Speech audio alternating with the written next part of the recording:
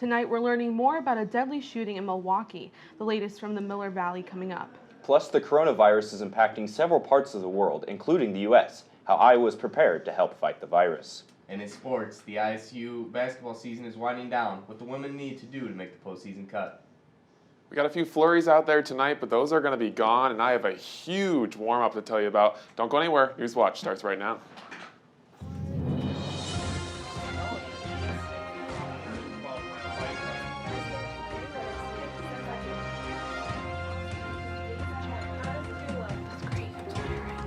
Don't go anywhere. NewsWatch starts now. Welcome to tonight's edition of NewsWatch. I'm Ryan Pat T. And I'm Cynthia Naranjo. Thank you for joining us. We're following developing news in Milwaukee tonight. Police identified the man who began shooting at the Molson Coors headquarters yesterday afternoon. The shooter was 51-year-old Anthony Farrell. Police found him dead at the scene. 5 other Molson Coors employees were found dead. Farrell worked at the Milwaukee complex as an electrician. Police are still investigating the cause of the shooting. CNN reports this is the 11th mass shooting in Wisconsin since 2004. Just in the last several hours, Milwaukee police identified the 5 people killed in yesterday's shooting. They include Jesus Val Jr., Gennady Lavshetz, Trevor Wessler, Dana Walk, and Dale Hudson. Together, they worked as electricians and machine operators at the Molson Coors plant in Milwaukee. The company CEO said at a press conference last night the plant would shut down temporarily as they provide support to every family affected. Other headlines: the first corona patient from an unknown origin wasn't tested until 4 days later. The California patient was not tested because officials did not believe his illness met the criteria for the virus. The CDC said the patient did not fit the existing criteria conditions. The CDC said individual came in contact with someone who returned from traveling in China. The U.S. confirmed 60 patients with the virus. As the coronavirus continues to plague thousands across the globe, Iowa is now properly equipped to test for the strain. The University of Iowa is the home of the state's first and only laboratory currently equipped with the proper tools to test for the coronavirus. Currently, there are no reported cases of the virus in Iowa. However, some people have been monitored just in case.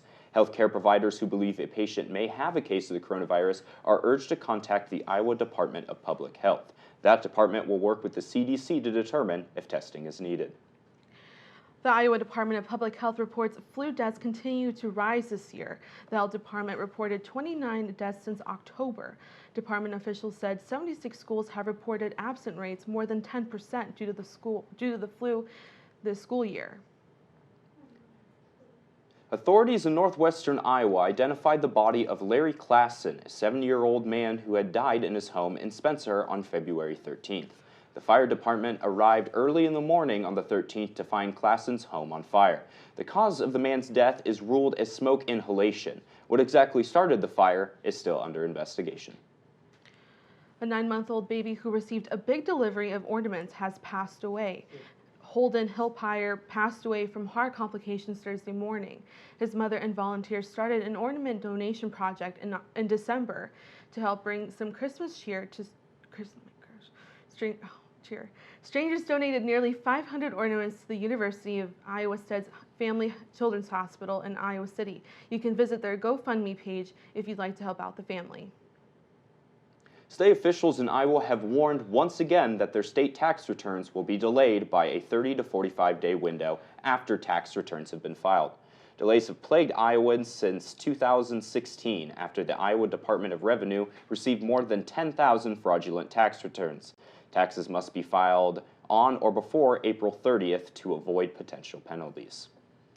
Coming up, an update on the Iowa caucus recount. And later, we have a beautiful weekend on tap. Jacob is in to map it out. Police in Ankeny arrested 2 suspects in a robbery earlier this morning. It happened at a CVS pharmacy on East 1st Street in Ankeny. Police made the arrest soon after. The names of the suspects have not yet been released. Police say that this robbery may be connected to a string of other pharmacy robberies in Des Moines. The investigation is ongoing. Warren County supervisors approved plans for a new justice center in Indianola. Voters approved a $30 million spending plan to finance bonds. $30 million finance bonds will cover the difference over the next 20 years. The new Justice Center will replace the old county courthouse that was torn down last year. The new facility will be home for the county attorney, sheriff's office, dispatch, 4 courtrooms, and a jail. Officials hope to start the construction this spring. 2 Ohio State students pled guilty to the hazing death of fellow student Colin Wayne. According to court documents, Wayne passed away after suffocation after inhaling nitrous oxide on November back in 2018. The 2 who pled guilty were 21-year-old Dominic Figueroa and 21-year-old Colin McLaughlin. Figueroa pled guilty to hazing, while McLaughlin pled to 2 counts of possession of LSD. Neither will face jail time and will need to complete the Athens County Empowerment Program. Figueroa also faces 1 year of probation. The recount results for the Iowa caucus have been tallied up after a two-day effort for the final outcome. The Iowa Democratic Party announced just a short time ago that Pete Buttigieg has 14 national delegates. Sanders has 12 as part of the result. The recount administrators recounted the presidential preference cards from 23 precincts and the county-level delegate allocation changed in 19 precincts. Buttigieg initially had Sanders beat 13-12, but now he has slightly increased his victory with a 14-12 result. All Democratic candidates will now turn a majority of their attention towards Super Tuesday on March 3rd, where we will hopefully get a better idea on the frontrunner on the nomination. A 19-year-old babysitter was arrested in Texas when she accidentally shot her 10-year-old nephew. The babysitter is Caitlin Smith, who shot her nephew in the abdomen while recording herself with the gun. Smith attempted to remove the magazine from the pistol, but still had her finger on the trigger when she shot the gun. Smith is charged with serious bodily injury to a child. The child is expected to make a full recovery. Coming up, Chief Meteorologist Jacob Voss joins us with a look ahead at this weekend's beautiful forecast. Plus, John Miller is in with a preview of a home run for Cyclone Gymnastics. NewsWatch continues after this. Back, everybody. We are sitting in the 20s tonight. We do have a few flurries on the way for us later tonight, so we will see these clear skies change over to some cloudy conditions for at least a little while overnight tonight, and then we got some more sunshine on the way for tomorrow, and just wait until we talk about the weekend here. We will see some pretty light winds tonight, only about 3 miles an hour right now in Ames. We've been a little bit gusty throughout the early part of the week, and that has caused us to feel a little bit chilly out there, but that's going to be changing as we go into the weekend. So temperatures right now, we're sitting at 26 in Ames, still 30 degrees in Des Moines. It's been pretty chilly up in northeast Iowa. Decorah sitting at 18 degrees. They did not make it out of the 20s this afternoon, and so that's going to be changing for us. Wind chills, as we have those light winds, only 23 degrees in Ames, still sitting at 8 degrees up in Decorah. So northeast Iowa still has a little bit of that snow. That is going to be all gone by the end of the weekend. We do have some flurries on the way. You can see this as we zoom out, that we do have some flurry activity coming in from the Dakotas. Very weak system coming through this evening. That's going to bring just a couple of flurries around that midnight hour for us, but by the time you head out to class tomorrow, those will be all gone for us. So here's a high-res future track. As we go into the morning hours, you can see how some of those flurries kind of come through, but by 8 a.m., those are out of here. We'll see a few clouds in the morning hours, but then slowly clearing things out. And as we head into Saturday, we're going to see a ton of sunshine and a ton of warm weather as well. It is going to be pretty drastic. Our first day of meteorological spring is on Sunday, March 1st, and look at this, 65 degrees in sunny skies as we go into Sunday. That is extremely warm for this time of the year. 41 is our average temperature, so I would recommend getting your homework done tonight because you're not going to want to do it this weekend. So 25 degrees tonight. We will see those clear skies at times. We'll also see some flurries at times as well. 42 degrees tomorrow. Those winds will be back out of the northwest, about 10 to 15 miles an hour, but that's just the beginning of our warm weekend. I added in the record highs because we're going to be that warm. 60 degrees on Saturday, 65 on Sunday. Our record is 71. Our record is 61 there on Saturday on our rare February 29th Saturday for us. As we go into Monday, we could see a little bit of rain, 44, but staying above average as we go into next week. Still 50s and near 50 degrees for us on Thursday. That's all time I got for weather. We'll be right back with sports. The Iowa State men's basketball team defeated TCU 65-59 on Tuesday night. The Cyclones made 6 clutch free throws in the last minute to seal it. Iowa State gave up an 18-point second-half lead, but it didn't discourage them from battling back to win their 12th game of the season. Freshman Trey Jackson had one of his best games in a Cyclone uniform so far. The rookie poured in a career-high 18 points. He also tied his career best with 4 3-pointers. Solomon Young added 20 points and grabbed 7 boards as well. This was a huge comeback win after what was the largest loss in Hilton history last Saturday. Iowa State will try to build on it this Saturday against Oklahoma State. The tip is scheduled for 3 p.m. Staying on the hardwood, the women's basketball team lost 51-60 against Kansas State on Wednesday. Kansas State held a 16-point lead in the third quarter, but the Cyclones did not stop kicking. They trimmed the lead down to 5 in the fourth, but the push proved to be too little, too late. Ashley Jones secured her 15th double-double performance of the season. She led Iowa State with 17 points and 13 rebounds. Ray Johnson tallied 10 points as well.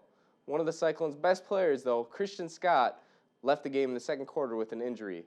Her status is heading forward is uncertain. With the loss, Iowa State falls behind Kansas State to 5th place in the Big 12. Iowa State will have another big one on Saturday against West Virginia. Both teams stand at 7-8 in conference play. A loss could put Iowa State out of the NCAA tournament picture. The tip is scheduled for noon. In professional hoops, one of the most highly anticipated battles finally happened on Tuesday night. LeBron James and Zion Williamson matched up as their respective teams went head-to-head. While the Lakers won the game 118-109, the game was filled with highlight plays from both players. Williamson surprised people by scoring 29 points against Anthony Davis. It was Williamson's 9th straight game with 20 points or more. The game brought attention because Davis was traded from the Pelicans to the Lakers during the offseason. If the matchup showed anything, it was that Williamson could be stepping in the shoes of James as the Kings' career comes to a close. After 6 straight road meets, the Iowa State gymnastics team will finally be at home on Friday. The 17th-ranked Cyclones will face the 25th-ranked Michigan State Spartans. In their road trip, Iowa State posted scores above 196 in 5 of the 6 meets. They defeated a pair of ranked opponents and earned the highest score in almost 5 years with the 196.8 at Florida. The meet will begin at 6:30 p.m. featuring princess and superhero meet festivities. Fans are encouraged to dress up in elegant and heroic apparel. That wraps up sports for tonight. Stick around. We'll be back. Angel Florian has been fighting a life-threatening blood disorder for more than a year. Angel and her family returned to Norton's Children's Cancer Institute in Louisville, Kentucky for her checkup appointment. After her checkup appointment, nurses and doctors threw her a surprise party with cake, streamers, and gifts. Angel said this was the best birthday she's ever had. Angel's nurses said this birthday was a gift to her and a miracle and a good reason to celebrate. Doctors said she is doing great. Disney Plus announced its decision to bring back its beloved cartoon series, The Proud Family. The show continues the adventures of the mid-2000s cartoon. The original Proud Family ran from 2001 until 2005 and followed 14-year-old Penny Proud as she navigated through typical high school issues as well as some comedic problems. The original voice cast will be brought back to redo their characters once more. The first 2 seasons of The Proud Family can already be found on Disney Plus. No scheduled date has been announced when the continuation will be released. However, we have been told the series will be called The Proud Family, Louder and Prouder. Well, a lot of good shows coming out to Disney Plus here. They just announced the Star Wars one not too long ago, and now The Proud Family's back. yeah, that's really exciting. So, can't wait. Yeah, it's going to be it. That's it for tonight's News Watch. Be sure to follow us on social media for the latest news, weather, and sports. Ames Tonight is coming up next at 9 p.m. Have a good night, Ames.